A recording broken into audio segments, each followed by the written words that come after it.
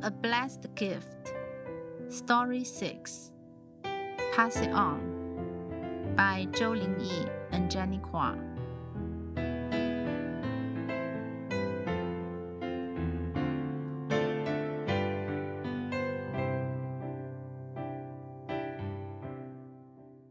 I'm Zhou Lingyi.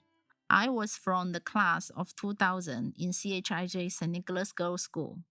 In November 1998, I arrived in Singapore from China, together with 15 other girls. We were the first recipients from China of the Singapore Ministry of Education scholarship. That year, we had taken an examination in China before being allocated to local schools by the Singapore Ministry of Education. As I was not Catholic, I was apprehensive when I first learned that I had been posted to a Catholic school, worrying about how I would adjust to a totally new environment.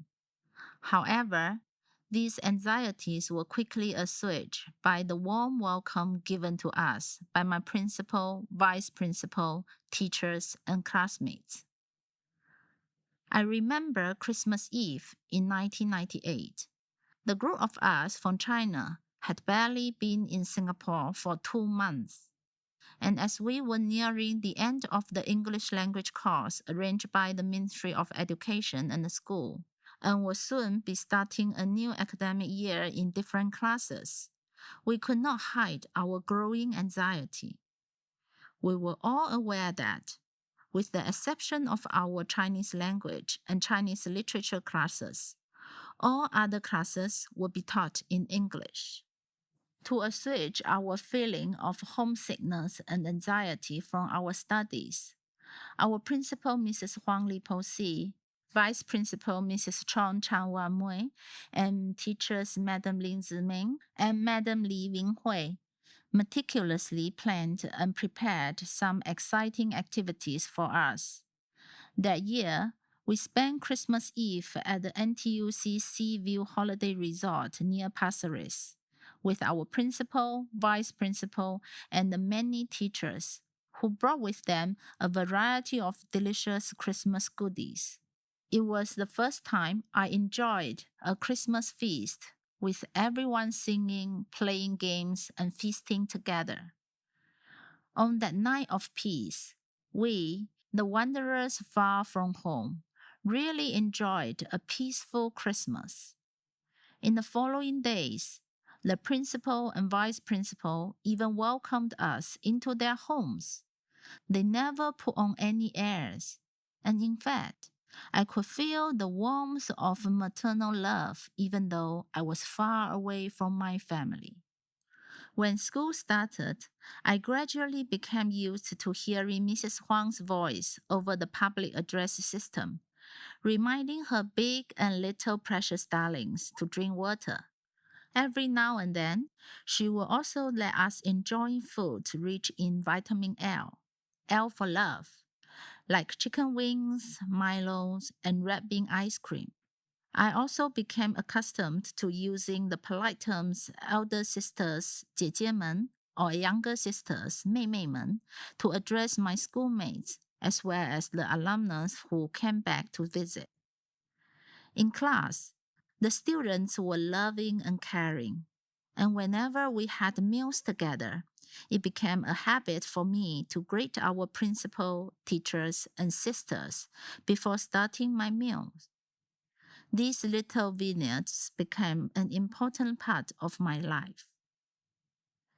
In addition to all this, to ensure that all of us who had left our families could still experience the familiar warmth, Mrs. Huang had taken painstaking effort to match all 16 of us to our own godmothers.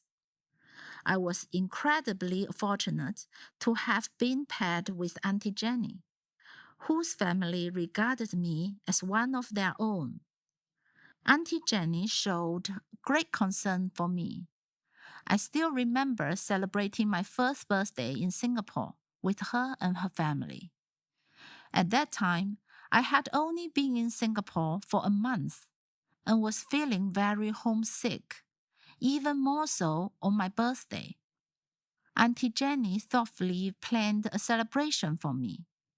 She and her family brought me out for a whole day of fun and a sumptuous seafood feast. She had even prepared a huge Black Forest cake. I was extremely happy that day. I brought the rest of the cake back to the hostel for my fellow sisters from China. As they partook of the sweet cake, my heart felt full of the tender, sweet love showered upon me by this Catholic family. Although I did not become Catholic, this did not hinder Auntie Jenny and her family from showering love and care upon me, her non-Catholic goddaughter. From the very first day I stepped into her home, more than 20 years ago, she has never once forgotten me, always inviting me to her home on various special occasions to join her family in their activities. After my A-levels, Auntie Jenny and Uncle Paul even took me and their daughter Felicia to Beijing for a holiday to ease the tension from the examination. They truly regarded me as part of their family. I feel incredibly blessed. I had come to an unfamiliar land at age of 15 alone.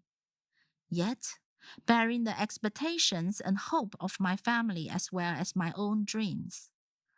While filled with eager anticipation, I had also felt lost and confused.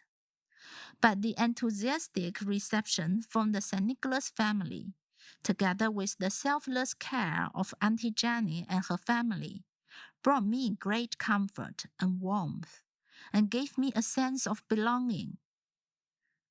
After 8 years of studies in Singapore, upon graduating from university, I had very quickly found a job I liked and met someone I loved. I had followed the path of an ordinary life, buying an apartment, getting married, and starting a family. From the first day I arrived in Singapore, I have received such an immense amount of care and help that since entering the workforce, I have been actively participating in company and community events, doing my best to help those in need, just like the lyrics in that hymn, Pass It On, that I had learned to sing in school. It only takes a spark to get a fire going, and soon all those around will warm up in its glowing. I want to be that spark, passing on to others the love that I have received. Jenny Kwa. My husband, Paul Chu, hailed from a Catholic family. The boys in his family attended Catholic high school, while the girls went to CHIJ St. Nicholas Girls' School. When we were dating, Paul told me that if I was unwilling to become a Catholic before marriage, we'd have to stop seeing each other, as his mother was extremely insistent on him and his siblings having Catholic spouses.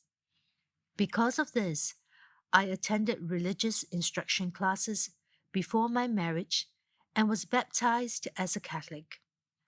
After our marriage, Paul and I were active in church ministries, including serving in the Mandarin Marriage Encounter and offering premarital counseling.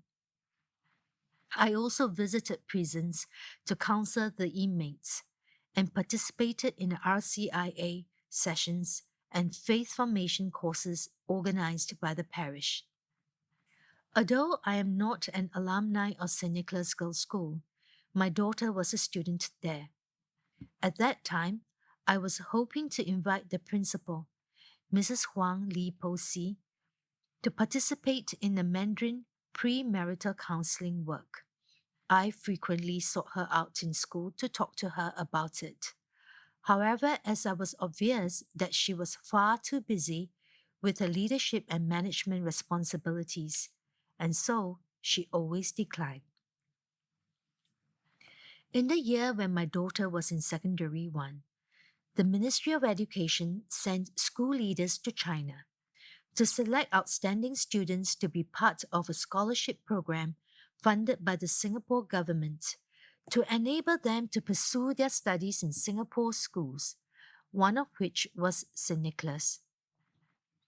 One day, when my daughter came home from school, she told me that the school was encouraging parents to come forward as guardians for the scholarship recipients, and she asked if I would be keen to be one. At that time, my life was mainly focused on my family and home, and my daughter's friends frequently came over to study and spend time together. As Paul's work involved numerous trips between Singapore and China, and as I frequently accompanied him to Shanghai and Beijing, I felt a natural kinship with the Chinese students. Moreover, I felt that it was our duty as Catholics to offer our help to those in need, so I readily agreed. In 1998, Zhou Lingyi, who came from Zhangzhou in Fujian province, became my first ward. After her, I also became the guardian for several other students from China. However, as Ling Yi eventually chose to settle in Singapore, marrying and having children, we have stayed in touch all this while, and she and her family remain a part of our family's regular festive celebrations. In the blink of an eye, we have already known each other for 22 years. With all my heart, I wish her all the best.